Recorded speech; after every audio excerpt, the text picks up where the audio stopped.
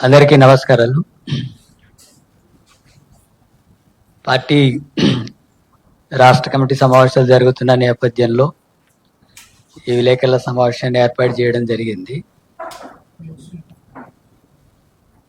Party polit bureau సభ్యులు comrade Vijayaraghavan గారు, అట్లాగే పోలిట్ బ్యూరో సభ్యులు వివి రాఘవల్ గారు, కేంద్ర కమిటీ సభ్యులు తమ్మినేని వీరభద్రం గారు, అట్లాగే రాష్ట్ర కార్యదర్శి వర్గ సభ్యురాలు జ్యోతి గారు ఈ విలేకరుల సమావేశంలో పాల్గొంటున్నారు.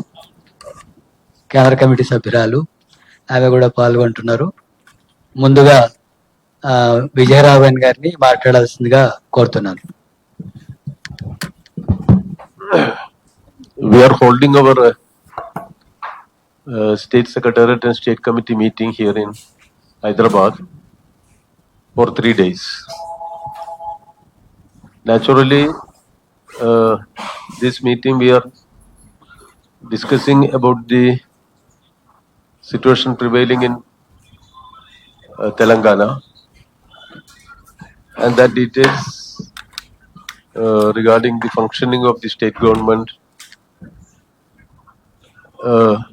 and the policies pursued by the government and the expectations of the people about this government, and the failure of the government to provide employment and also to protect the rights of the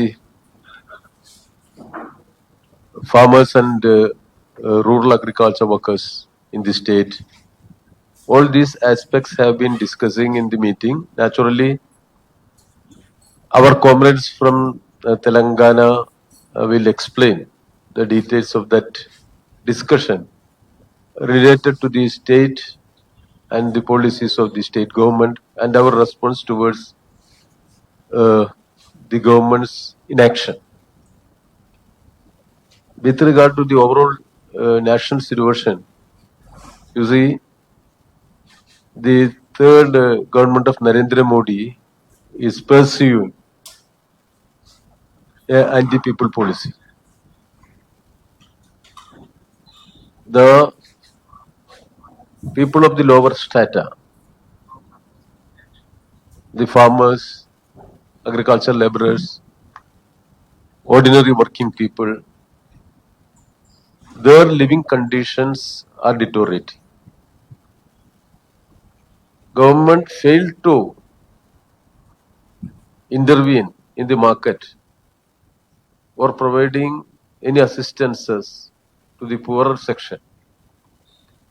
The prices of the essential commodities are increasing to an exorbitant rate. Thereby, the ordinary people are suffering. The expenditure for health, education, quality education, etc. is increasing. But unfortunately, no incentives are providing for the poorer section. The policy makers of BJP is pursuing a policy in which incentives are providing for corporates. Last cabinet meeting, they have announced incentives for the corporates worth of 1 lakh crore rupees. So, in the name of providing employment, they were helping the corporates, which are corporate companies, industrialists. So the benefits are not for the workers, but for the beneficiaries are the industrialists. So whatever incentives announced by the central government in the name of the workers, all these incentives have been transferred the money from the exchequer towards the pockets of the industrialists. Nowhere in the world now we could see in such a situation. So the attitude of the government is pro-rich, pro-corporate, because these corporate people supported this BJP government during the election. For garnering vote, their money support is there. As a reciprocal gesture, now the central government is providing all kind of assistances for enhancing the profit of the research section. And the tax policy of the government also resembles that. You see, there is a slash in the corporate tax, but no a favorable rationalization of GST in favor of the poorer section. They are not reducing the GST on the essential commodities. All across the world, the GST rates are comparatively lower for the essential commodities. Here the GST for the essential commodities are more, but they are slashing the corporate taxes. The beneficiaries are the corporates. So whatever policy decisions by the central government, now it is helping only the richer section of the society, whether it is tax reforms, whether it is incentives in the name of labor. On the contrary, whatever rights of the labor in our country, their legally enforced rights have been curtailed. So all the labor codes are going to be implemented. Naturally, there is people's resistances against this BJP's economic agenda, pro-rich, anti-poor economic agenda, and we CPM wholeheartedly supported the general strike on 9th. It was a success. Most of the working class areas, a large number of participation from the working class, the scheme workers, and the rural areas, the peasantry and agricultural laborers also extended their support against the anti-people economic policies, anti-labor policies, anti-Kisan policies pursued by the central government. Second thing is, you see now the trade war is there.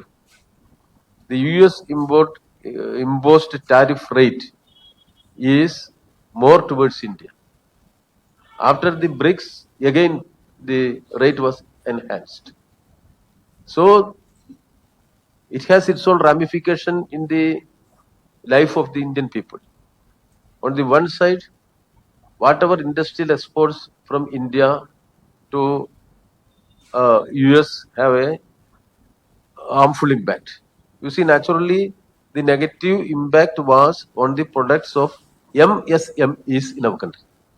So the small and medium scale industries would have an negative impact because of these new tariffs imposed by the USA.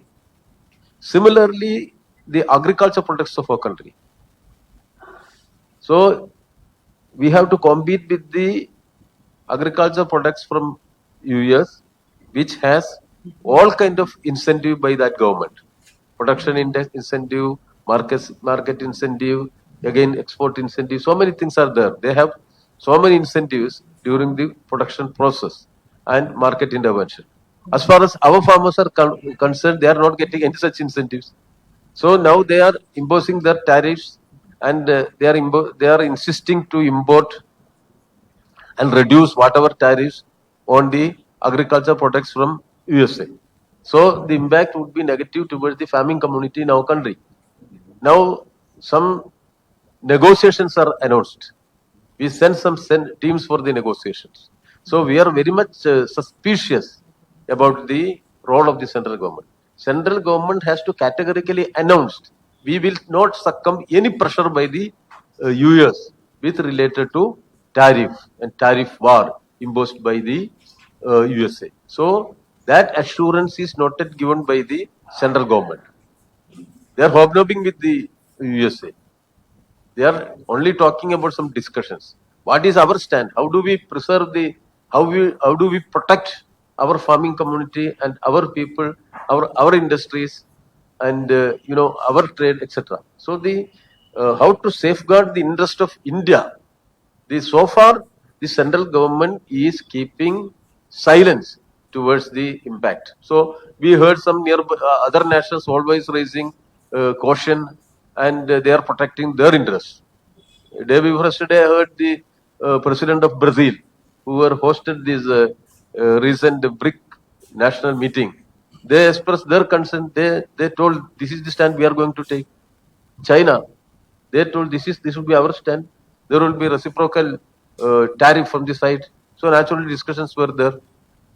But India, so far, we haven't given any categorical statement related to this politically motivated and this US interest related tariff imposed by the US President Donald Trump. So the country need an assurance from the ruling party and ruling government that this government will not succumb to the pressures of US. The Trumpism is not being accepted by our country. So our people's interest will be preserved. Categorically, that should be announced. We are sending some team for discussion. So what is the direction given to the team? So the people have a right to know about that. That is the second thing which we are discussing and demanding. Similarly, you see now there is a blatant attack on human rights in our country. Already after this BJP came to power, the attacks against minority have been increased. So a politics of hatred have been implementing by the BJP regime. Even the central ministers in their public speeches and rhetorics always attacking the minority. Now what is happening in the northeastern region, especially in the states like Assam, on the pretext of Bangladeshi citizenship, there are attacks against minorities. Threats against minorities. And the government of Assam is always taking a proactive Hindutva role. And animosity towards minority has been promoted by the state government. A similar situation in almost all the BJP ruled states. Now in Delhi, it was reported that harassment on the minority families in the name of Bangladeshi identity. Even those people who are the citizens of our country, who are living with their family in our country, by birth they are Indians. Why they are harassed by these authorities? So yesterday our party had given a statement. What is happening in New Delhi? Even ordinary citizens have been attacked and harassed, and even extortion were taken place. This is blatant violation of human rights. That is increasing all over India. So their citizenship is creating under suspicion and blatant human right violations. Not only that, you see in Chhattisgarh, of course, there is widespread Maoist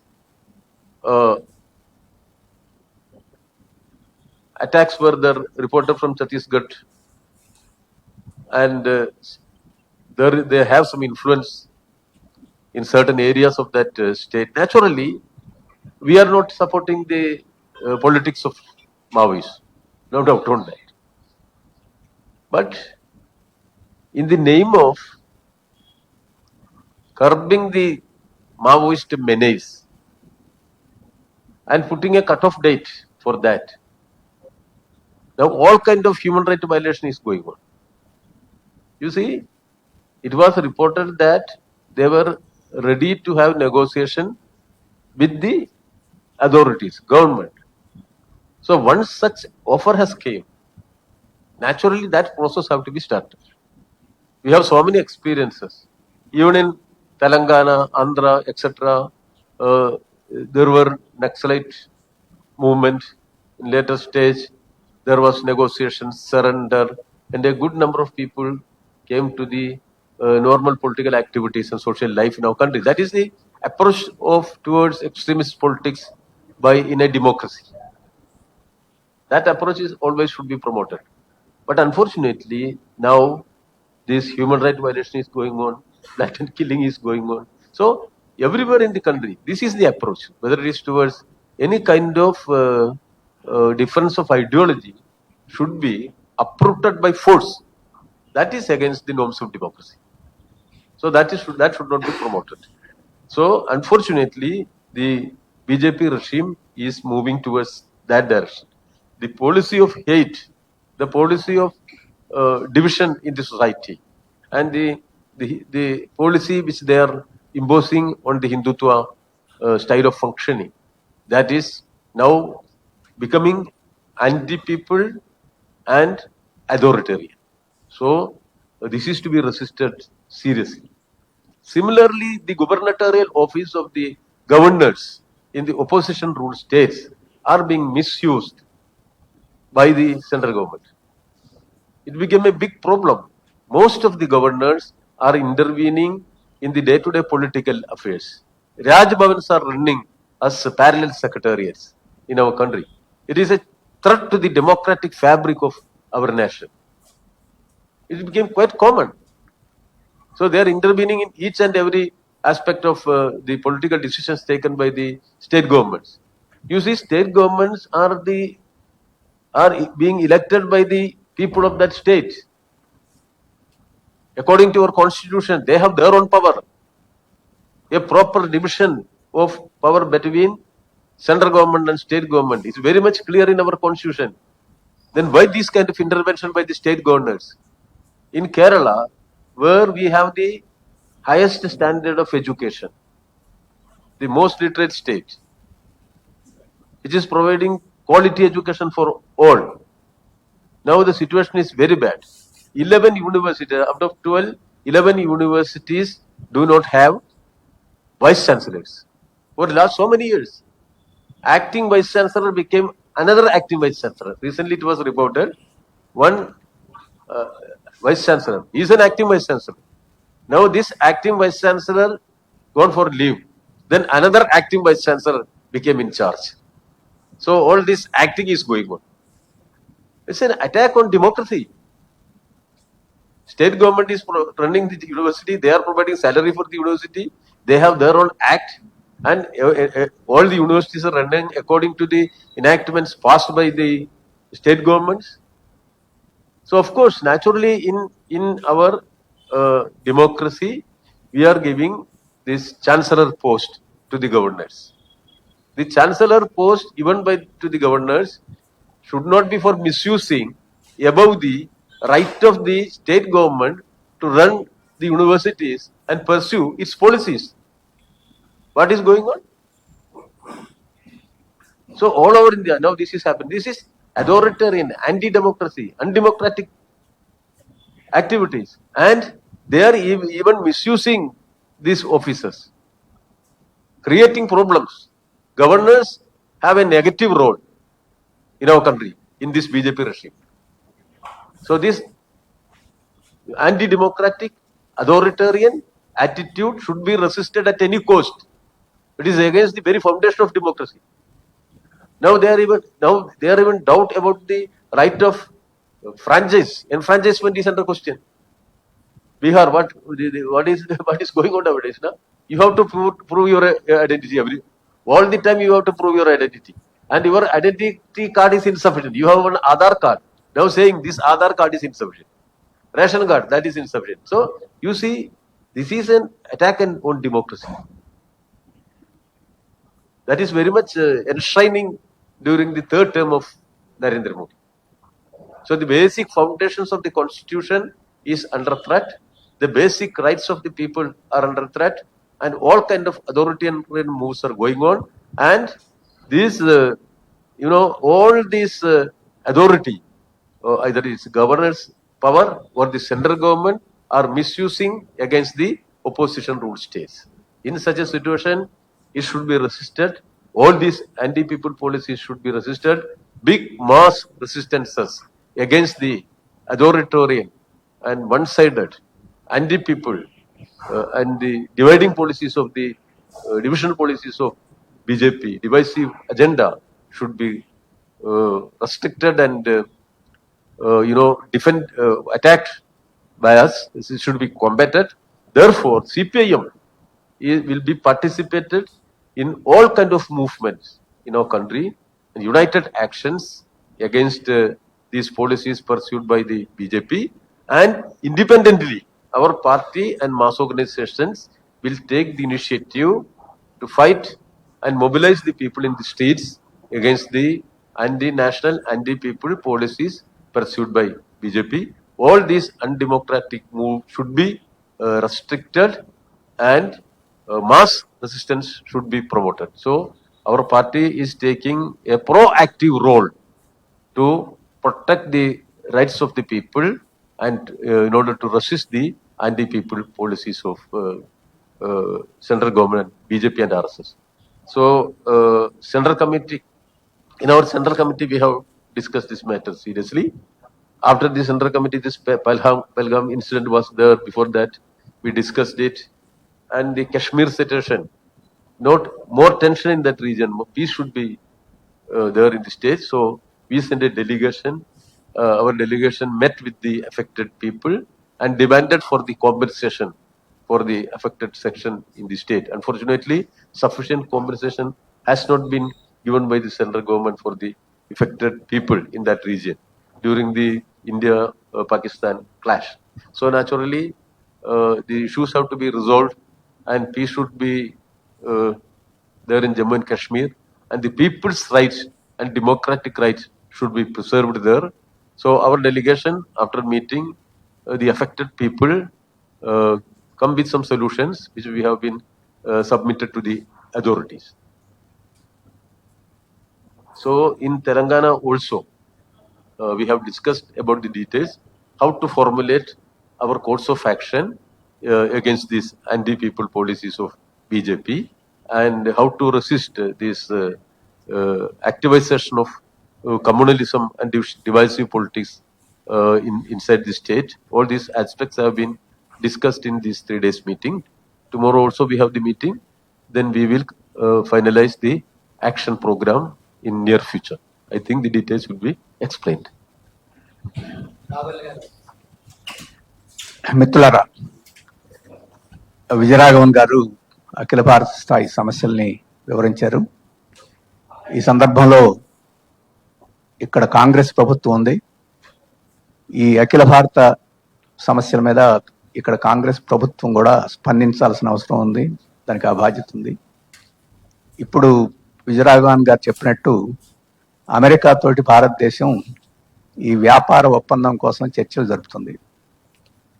ఇప్పుడు వస్తున్న వార్తల ప్రకారం చూస్తే America తమ దేశం నుంచి కొన్ని సరుకుల్ని భారతదేశంలో తక్కువ సుంకాలతోటి వ్యాపారం చేసుకునే దానికి అనుమతి ఇవ్వాలి, అంగీకరించాలని భారత ప్రభుత్వం మీద ఒత్తిడి చేస్తూ ఉంది. ఆ ఒత్తిడికే గనక కేంద్ర ప్రభుత్వం లొంగి ఒప్పందం చేసుకుంటే తెలంగాణ రాష్ట్రానికి తీవ్రమైన నష్టం జరుగుద్ది. ఈ ఒత్తిడిలో భాగంగా సోయా బీన్స్ని స్వేచ్ఛగా దిగుమతి చేసుకునే దానికి సుంకాలు లేకుండా చేయమని కేంద్ర ప్రభుత్వం మీద అమెరికా ఒత్తిడి చేస్తుంది. ఉత్తర తెలంగాణలో సోయాబీన్ అనేది ఒక ముఖ్యమైన పంట. ఆ ఒప్పందమే జరిగితే ఇక రైతాంగానికి తీవ్రమైన నష్టం జరుగుద్ది. రెండవది డైరీ. ఈ పాల ఉత్పత్తులన్నింటినీ సుంకాలు లేకుండా స్వేచ్ఛగా దేశంలోకి మీరు అనుమతించాలని ఒత్తిడి చేస్తూ ఉంది. కేంద్ర ప్రభుత్వం ఒత్తిడికి లొంగిపోయే అవకాశం కనపడుతుంది. అదే కనుక జరిగితే ఈ పాల ఉత్పత్తులన్నీ అమెరికా నుంచే కాదు, ఐరోపా ఇటువంటి దేశాల నుంచి అన్నిటినీ ఇక్కడ డంప్ అయితే మన పాడి పరిశ్రమ అంతా పూర్తిగా ధ్వంసం అయిపోద్ది. పాడి మీద ఆధారపడిన చిన్న సన్నకారు రైతాంగం తీవ్రం నష్టపోద్ది. మూడో విషయం, కార్లు పరిశ్రమల మీద తీవ్రమైన ఒత్తిడి జరుగుతుంది. ఈ కార్ల మీద కూడా వాళ్ళ దేశాల నుంచి పార్ట్లు కానీ వాటిని కానీ స్వేచ్ఛగా దిగుమతి చేసుకోవడానికి ఆ రకంగా ఒత్తిడి జరిగితే, ఇక్కడ ఆంధ్రప్రదేశ్లో కార్లు అంత నేరుగా ఉత్పత్తి కియా పరిశ్రమ జరుగుతున్నా, తెలంగాణలో అటువంటి పెద్ద పరిశ్రమ ఒకటి లేకపోయినా, కానీ ఆ విడి భాగాల ఉత్పత్తిలో వాటన్నిటిలో తెలంగాణలో కూడా ముఖ్యమైన పాత్ర ఉంది. అది కూడా నష్టపోద్ది. మూడవ ముఖ్యమైనది ఏంటంటే, అన్నిటికన్నా ముఖ్యమైనది హైదరాబాద్కి ఏంటంటే, ఫార్మా ఇండస్ట్రీస్ మీద, మీ ఇండస్ట్రీస్ మీద రెగ్యులేషన్స్ను పెంచాలి, రెగ్యులేటరీ రెజిమ్ని పెంచాలి.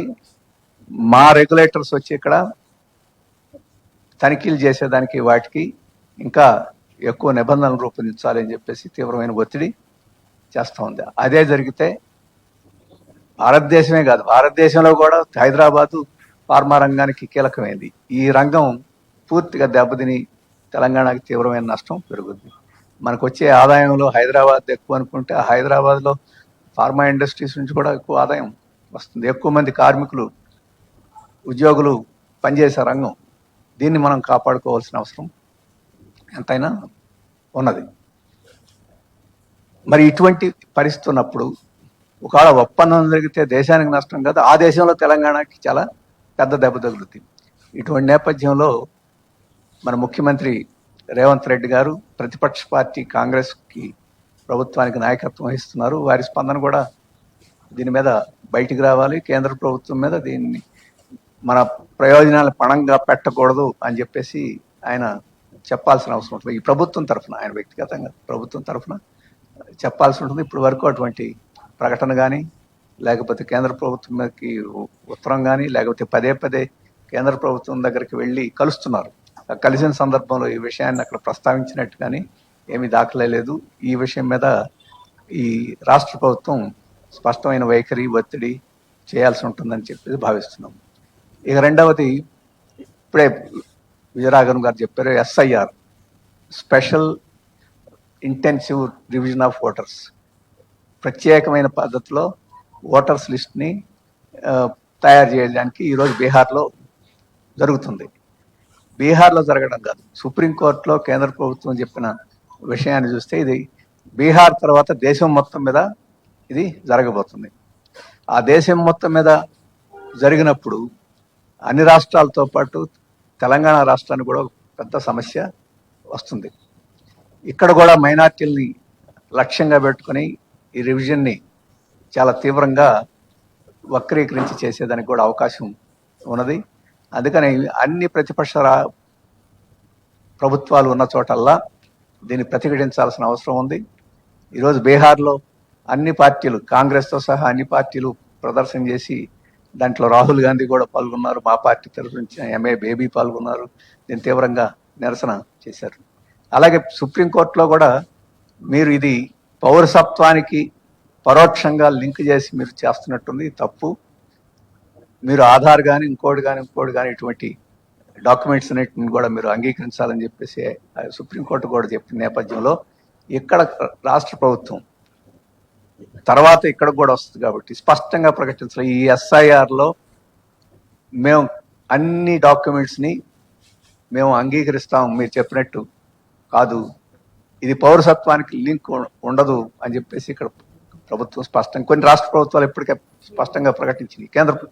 ఈ ఇక్కడ ప్రతిపక్ష పార్టీ, అఖిల భారత స్థాయిలో ప్రతిపక్ష పార్టీ ఉన్న కాంగ్రెస్ ఇక్కడ ప్రభుత్వంలో ఉంది కాబట్టి, అక్కడ ఆందోళన చేస్తుంది కాబట్టి, ఇక్కడ ఈ రాష్ట్ర ప్రభుత్వం యొక్క గొంతు కూడా దానికి తోడు కావాలి. అప్పుడే ఈ ప్రభుత్వం వెనక్కి తగ్గేదానికి అవకాశం ఉంటుంది. అప్పుడే న్యాయ వ్యవస్థ కూడా కొంత స్పష్టమైన నిర్ణయం తీసేదానికి కాన్ఫిడెన్స్ కూడా ఉంటుందని చెప్పేసి మేము భావిస్తున్నాం. ఇక మూడవ విషయం, 9వ తేదీన సమ్మె జరిగింది. ఆ సమ్మెలో అనేక సమస్యలు ఉన్నాయి.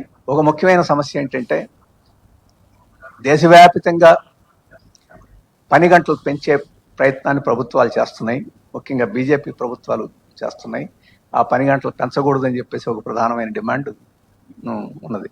దురదృష్టం ఏంటంటే, ఈ సమ్మెలో INTUC ఉంది. బీహార్లో అయితే రాహుల్ గాంధీ కూడా సమ్మె రోజున కార్యక్రమాల్లో పాల్గొన్నాడు. కానీ ఇక్కడ రేవంత్ రెడ్డి గారి ప్రభుత్వం 8 గంటల నుంచి 10 గంటలకు పని గంటలను పెంచుతూ నిర్ణయం చేసింది. ఇది కా 282 జీవో అని చేసింది. అఖిల భారత స్థాయిలో బీజేపీకి వ్యతిరేకంగా ఈ రకంగా మాట్లాడుతూ ఇక్కడ అధికారంలో ఉన్న ఈ ప్రభుత్వం ఆ రకంగా చేయడం అని చెప్పేసి అది బీజేపీకి వ్యతిరేకంగా జరిగే ఉద్యమానికి హాని. ఇక్కడ కార్మికులకు కూడా అందరినీ ప్రేమించి లేకపోతే అందరినీ మంచిగా చూస్తానని చెప్పేసి ప్రభుత్వం కార్మికులకి ఆ రకంగా పని గంటలు పెంచడం అనేది న్యాయం కాదు. అందుకని ఈరోజు అఖిల భారత స్థాయిలో ఈరోజు బీజేపీ ప్రజా వ్యతిరేక విధానాలని అందరూ ముక్త కంఠంతో కాంగ్రెస్తో సహా ఖండిస్తున్న నేపథ్యంలో ఈ ప్రభుత్వం దానికి తోడు కావాలి తప్ప దానికి అడ్డం కాకూడదు. అందుకని ఈ 3 విషయాల మీద ఈ ప్రభుత్వం మోడీ ప్రభుత్వ విధానాలని వ్యతిరేకిస్తూ స్పందన తెలియజేయాలని ఒత్తిడి చేసేదానికి అవసరమైన చర్యలు కూడా తీసుకోవాలని చెప్పేసి ఈ సందర్భంగా నేను కోరుతున్నాను. ఇది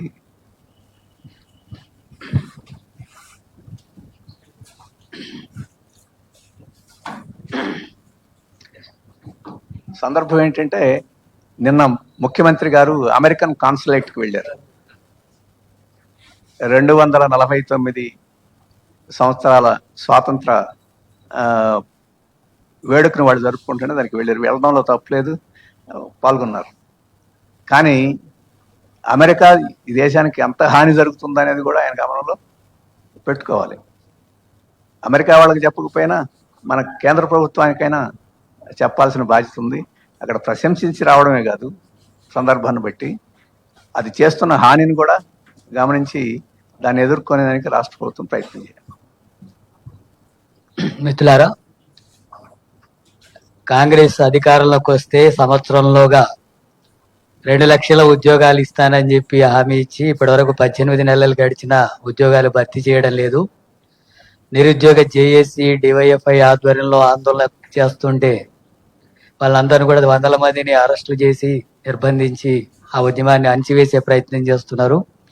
ఆ రకంగా అరెస్టులతోన ఉద్యమాన్ని అణిచివేయడం వల్ల నిరుద్యోగ సమస్య మీద పోరాటం ఆగదు.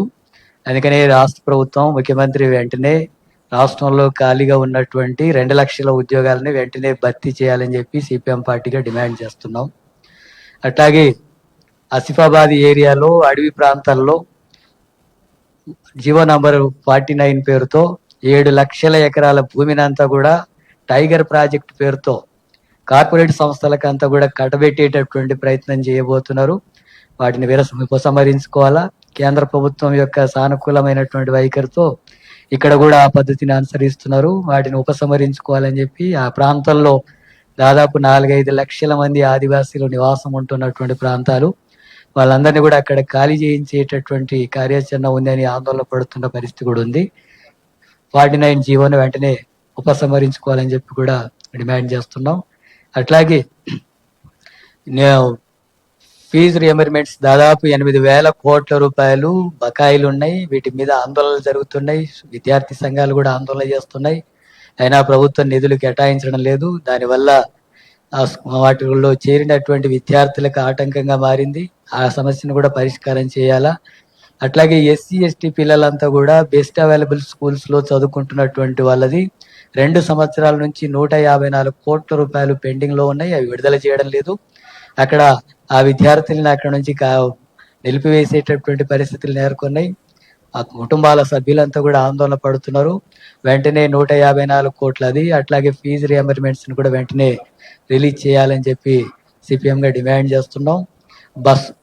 బస్సు తారకం నగర్లో దాదాపు 5 ఎకరాల భూమిలో 40-50 సంవత్సరాల నుంచి అక్కడ పేదల నివాసం ఉంటుంటే ఆ భూమిని అంతా కూడా ఖాళీ చేయించడానికి పోయి దాదాపు 100 మంది పోయి వాటిని అన్నింటినీ కూల్చేసే కార్యక్రమం చేశారు. రేవంత్ రెడ్డి ప్రతిపక్ష నాయకుడిగా ఉన్నప్పుడు నేను అధికారంలోకి వస్తే ఇక్కడ మొట్టమొదట మీకే ఇండ్లు కట్టిస్తానని చెప్పి వాళ్ళకి హామీ ఇచ్చి వచ్చాడు. కానీ ఇప్పుడు మాత్రం వాటిని కూల్చేసేటటువంటి జరుగుతుంటే స్పందించడం లేదు. కాంగ్రెస్ పెద్దలు, బీఆర్ఎస్ పెద్దలు, బీజేపీ పెద్దలంతా కూడా దీంట్లో ఉన్నారు అనేటటువంటి పరిస్థితి వస్తుంది. అక్కడ 1 ఎకరా 100 కోట్ల రూపాయల పైగా ఉన్నటువంటి ప్రాంతం. ఆ పేరుతో పేదలను ఖాళీ చేసేటటువంటి ప్రభుత్వ భూమి అది. కానీ ఇప్పుడు ప్రైవేట్ అనే పేరుతో తప్పుడు పత్రాలు సృష్టించి ఖాళీ చేసేటటువంటి ప్రయత్నాలు చేస్తున్నారు. ఇది సరైనటువంటిది కాదు. అక్కడ ఉండేటటువంటి పేదలకే ఇండ్లు నిర్మాణం చేసేటట్టుగా చర్యలు తీసుకోవాలని చెప్పి డిమాండ్ చేస్తున్నాం. కల్తీ కళ్ళు మొత్తం నగరంలో చాలా పెద్ద ఎత్తున కొనసాగుతుంది. ఎక్సైజ్ డిపార్ట్మెంట్ అంతా కూడా కాంట్రాక్టర్లతో లాలూచిపడి ఇది కొనసాగుతుంది. దాదాపు 50-60 మంది తీవ్రమైనటువంటి అస్వస్థతకు గురయ్యారు. 7 మంది చనిపోయారు. 11 మంది డయాలసిస్ చేస్తున్నటువంటి పరిస్థితి ఉంది. ఇదంతా కూడా డ్రగ్స్ ను అణిచేస్తాను, ఉక్కుపాదంతో అణిచేస్తానని చెప్పి ముఖ్యమంత్రి రోజు మాట్లాడేవాడు. కానీ కల్తీ కళ్ళు తాగడం వల్ల ప్రజలు చనిపోతుంటే దీని గురించి మాట్లాడడం లేదు ముఖ్యమంత్రి. దాన్ని అరికట్టేందుకు చర్యలు తీసుకోవడం లేదు. నామమాత్రంగా ఎక్సైజ్ సిఐస్ మీద కొంత చర్యలు తీసుకోవడం తప్ప ఇది జరగలేదు. అందుకని ఆ కుటుంబాలను ఆదుకోవాల్సిన అవసరం ఉంది. కల్తీ కళ్ళను అరికట్టేందుకు చర్యలు తీసుకోవాల్సినటువంటి అవసరం ఉంది. ఈ రకమైనటువంటి పద్ధతుల్లో ప్రభుత్వ వ్యవహారాలు ప్రజలకు వ్యతిరేకంగా వ్యవహరించేటటువంటి వైఖరి కొనసాగుతుంది. వాటిని ఉపసంహరించుకొని ఇచ్చిన హామీలను అమలు చేసేటట్టుగా చర్యలు తీసుకోవాలా. రేపు 14 నుంచి రేషన్ కార్డులు ఇస్తామని చెప్పి చెప్తా ఉన్నారు. కానీ చిన్న చిన్న కారణాలతో చిన్న ఇల్లుండి ట్యాక్స్ కడుతున్నారనే పేరుతో ఇళ్లకు అనర్హులు అనే పేరుతో వాళ్ళని రిజెక్ట్ చేస్తున్నారు అనేటటువంటి తెలుస్తుంది. అర్హులైనటువంటి పేదలందరికీ కూడా ఖచ్చితంగా ఇందిరమ్మ ఇండ్లు ఇవ్వాలని చెప్పి డిమాండ్ చేస్తున్నాం. ఈ సమస్యలన్నిటి మీద ప్రభుత్వం సరైనటువంటి పద్ధతుల్లో స్పందించి పరిష్కరించకపోతే సిపిఎం పార్టీ పెద్ద ఎత్తున ఆందోళన పోరాటాలకు పూనుకుంటుందని చెప్పి కూడా హెచ్చరిస్తున్నాం. అందరికీ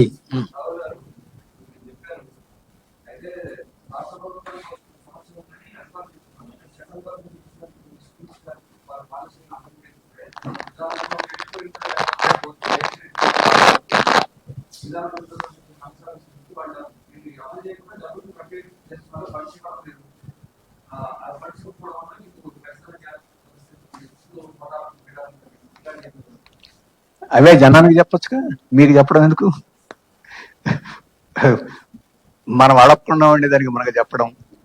కేంద్ర ప్రభుత్వం ఈ రకంగా ప్రజా వ్యతిరేకంగా విధానాలను అమలు జరపమని మా మీద ఒత్తిడి చేస్తుంది. మీరు స్మార్ట్ మీటర్లు పెట్టకపోతే మీకు గ్రాంట్స్ కట్ చేస్తాం, మీరు 4 లేబర్ కోడ్లని అమలు చేయకపోతే మీకు కొన్ని స్కీమ్స్ రద్దు చేస్తాం, అలాగే మీరు ప్రాపర్టీ ట్యాక్స్ పెంచకపోతే అర్బన్ గ్రాంట్స్లో మీకు కోత పెడతాం, లేదు మీరు ఈ 4 సంస్కరణలను అమలు జరిపితే మీకు ఒక 0.5% అప్పు చేసుకునేదానికి అవకాశం ఇస్తాం అని ఈ రకంగా షరతులు పెడుతుంది.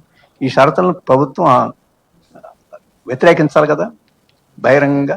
అంతా చాలా మంది వ్యతిరేకిస్తున్నారు. ఇక్కడ కూడా ఈ ప్రభుత్వం వ్యతిరేకించాలి. వ్యతిరేకించిన తర్వాత శాసనసభలో చర్చించవచ్చు ఏం చేయాలని చెప్పేసి. ఆ శాసనసభలో బీజేపీ వాళ్ళు ఉన్నారు, బీఆర్ఎస్ వాళ్ళు ఉన్నారు, వాళ్ళందరూ ఉన్నారు. వాళ్ళందరూ వీటన్నిటిని మనం డబ్బు తీసుకోవద్దు, దీన్ని ఎదిరిద్దాం, పోరాడదాం అంటే పోరాటానికి కూడా సిద్ధం కావచ్చు. వాటన్నిటిని ప్రజల ముందు పెట్టాలి కదా. ప్రజల ముందు పెట్టడానికి కూడా సాహసం చేయకపోవడం న్యాయం కాదు. చాలా రాష్ట్ర ప్రభుత్వాలు చాలా చేస్తున్నారు. అలాగే మెమరాండాలు కూడా ఇస్తున్నారు చాలా మంది ప్రభుత్వాలు. వెళ్ళి ఇవన్నీ మాకు అన్యాయం జరుగుతుంది అని చెప్పేసి ఫైనాన్స్ కమిషన్కి మెమరాండం ఇస్తున్నారు, వీటన్నిటికీ ఇస్తున్నారు. కాబట్టి ఆ రకమైన పని అన్నా చేయాలి కదా ఈ ప్రభుత్వం.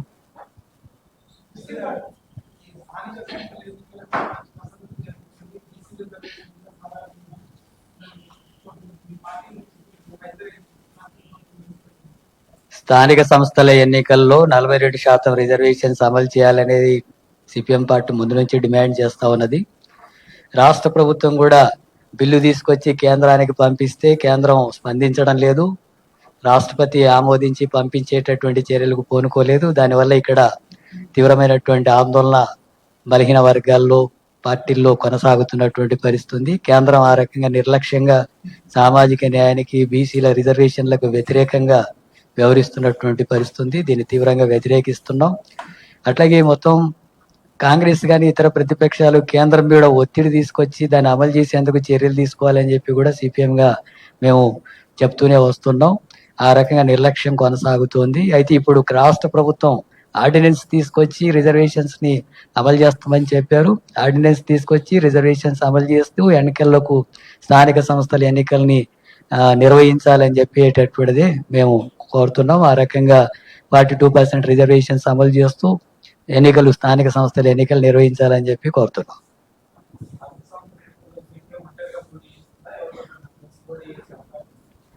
స్థానిక సంస్థల ఎన్నికల్లో మేము అనేక ప్రజా సమస్యల మీద అంతా కూడా నిరంతరం ఆందోళన పోరాటాలు చేస్తున్నాం. ఇళ్ల స్థలాలు, మంచినీళ్లు, రోడ్లు, డ్రైనేజు, అట్లాగే ఇందిరమ్మ ఇల్లు, తర్వాత సంక్షేమ పథకాల అమలు, వీటన్నిటికి సంబంధించి అట్లాగే ప్రభుత్వం ఇచ్చిన హామీల అమలు, విద్య, వైద్యం, ఉద్యోగం, ఉపాధి తదితర అనేక అంశాల మీద ఉద్యమాలు కొనసాగిస్తూ వస్తున్నాం. ఆ క్రమంలోనే గ్రామీణ ప్రాంతాల్లో ఉండే పేద ప్రజలు ఎదుర్కొంటున్నటువంటి వ్యవసాయ కూలీలు, రైతులు, కార్మికుల సమస్యల మీద కూడా ఆందోళనలు చేస్తున్నాం. ఆ సమస్యల్లో భాగంగా రేపు స్థానిక సంస్థల ఎన్నికల్లో కూడా సిపిఎం పార్టీ పోటీ చేస్తుంది. సిపిఎం పార్టీ ప్రస్తుతానికి మాకు బలంగా ఉన్నటువంటి ప్రాంతాల్లో మేము పోటీ చేయగలిగినటువంటి ప్రాంతాలన్నింటిలో కూడా పోటీకి సన్నద్ధం అవుతున్నాం. ఆ రకంగా స్వతంత్రంగా ముందు సన్నద్ధం అవుతున్నాం. ఆ తర్వాత ఎన్నికల నోటిఫికేషన్ ఇవన్నీ వస్తే అప్పుడు ఏ విషయాలు ఎట్లా అనేటటువంటి విషయాలు చర్చిస్తాం.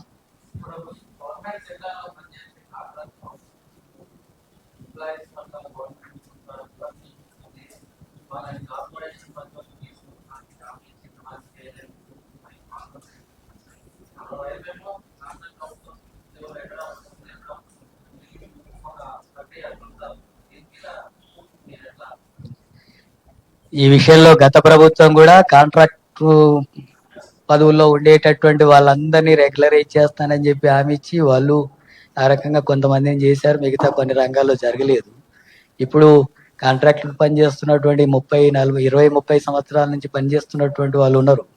వాళ్ళందరినీ కూడా రెగ్యులరైజ్ చేయాలనేటటువంటిది మేము కూడా డిమాండ్ చేస్తున్నాం. అట్లాగే హామీ ఇచ్చి వాళ్ళనందరినీ కూడా చెప్పి ఇప్పుడు అమలు చేయకుండా చూసేటటువంటి వైఖరి సరైంది కాదు. వాటిని అర్హులైనటువంటి వాళ్ళని రెగ్యులరైజ్ చేయాలనేది మేము కోరుతున్నాం.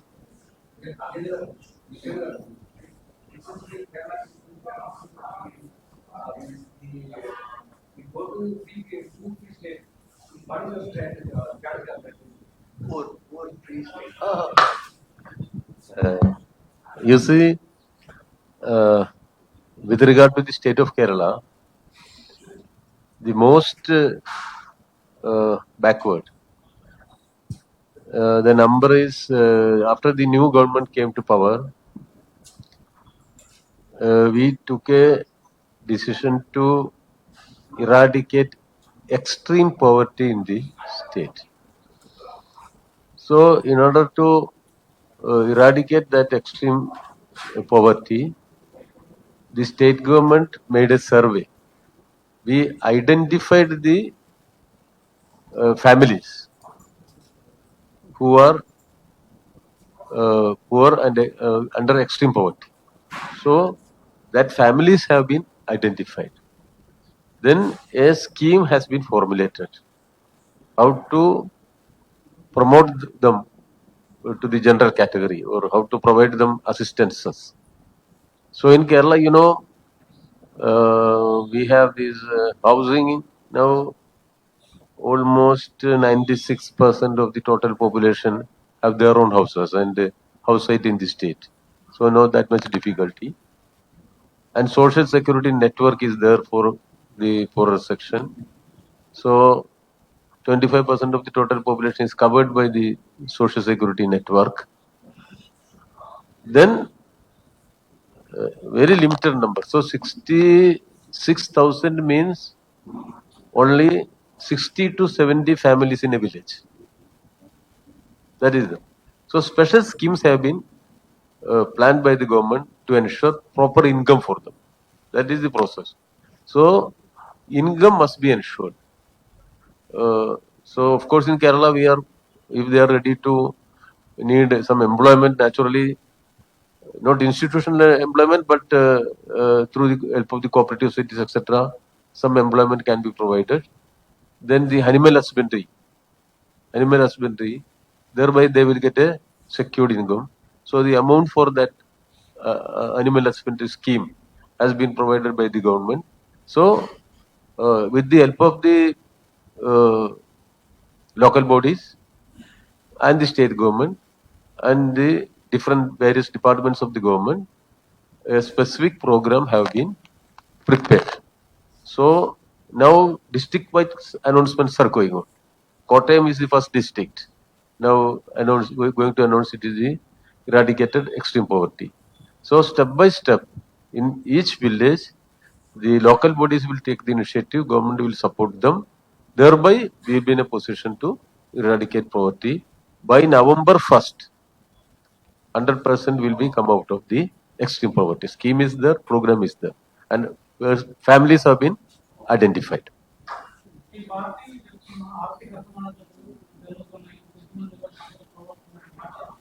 BJP central minister Nitin Gadkari మాట్లాడారు. అంటే దాన్ని ఎట్లా అర్థం చేసుకోవాలి? నిజంగా బీజేపీ ఈ స్టాండ్ మీకు వచ్చింది అనుకోవాలా, లేదా ఎక్కడ వాళ్ళకి అంతర్గత తగాదాలు ఉన్నాయో లేదో మనకు తెలియదు. దారిద్ర్యం మాత్రం ఎక్కువ ఉంది. నితిన్ గడ్కరీ దారిద్ర్యం ఉందని మీకు చెప్తే బాగుండదు, మోడీ గారికి చెప్తే బాగుంటుంది. ఆ మోడీ గారికి మాత్రం చెప్పడు. కాబట్టి బీజేపీ ఆర్ఎస్ఎస్ దానికి ఎప్పుడు ఒక నాలుగు ఉండదు, రెండు నాలుగులు ఉంటాయి. ఒకరు అనుకూలంగా మాట్లాడతారు, ఒకరు ప్రతికూలంగా మాట్లాడతారు. అమ్మో వాళ్ళలో చాలా నిజాయితీ ఉంది, పోట్లాడుకుంటున్నారు, మనకు ఒక ఇంప్రెషన్ ఇచ్చేది అంటారు. ప్రజలు మోసగించేదానికి అది ఒక స్ట్రాటజీ. ఆ స్ట్రాటజీలో ఎక్స్పర్ట్లు గడ్కరీ, మోడీ గారు.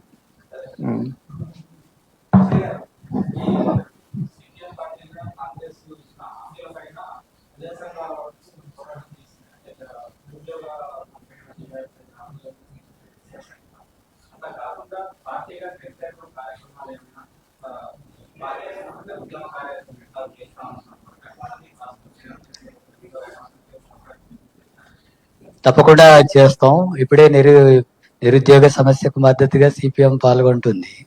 అట్లాగే ఇప్పుడు ఇండ్ల స్థలాల సమస్య మీద ఇప్పటికే పోరాటం చేస్తున్నాం. అట్లాగే ఇందిరమ్మ ఇండ్ల విషయంలో వాటికి సంబంధించిన వాటిలో కూడా మేము ఆందోళన చేస్తూనే ఉన్నాం. తర్వాత మార్చి, ఏప్రిల్ 2 నెలలంతా స్థానిక సమస్యల మీద, ప్రజా సమస్యల మీద ప్రభుత్వంతో అనేక రూపాల్లో ఆందోళన పోరాటాలు కొనసాగుతున్నాయి తెలంగాణలో. ఇప్పుడు రాష్ట్ర కమిటీ కూడా జరగబోతుంది. భవిష్యత్తులో కూడా పూర్తిగా ఈ స్థానిక సమస్యలు, ప్రభుత్వం ఇచ్చినటువంటి 6 గ్యారెంటీల అమలు, పెన్షన్స్ తదితర అనేక అంశాల మీద అంతా కూడా భవిష్యత్ పోరాటం ఉంటుంది. ప్రభుత్వం 18 నెలలు గడిచిపోయింది, చాలా సమయం అయింది. వాగ్దానాలు సరిగా అమలు జరగడం లేదు. వాటిని అమలు చేయకుంటే సిపిఎం పార్టీ చూస్తూ ఊరుకుండదు. తప్పకుండా వాటి అమలు కోసం, అట్లాగే ప్రజల యొక్క హక్కుల కోసం ఉద్యమాన్ని చాలా పెద్ద ఎత్తున ముందుకు తీసుకొస్తాం. హాజరైనటువంటి పత్రికా విలేకరులకు, మీడియా మిత్రులందరికీ కూడా ధన్యవాదాలు. భోజనాలు ఉన్నాయి, దయచేసి అందరు భోజనాలు చేసి వెళ్లాల్సిందిగా కోరుతున్నాను.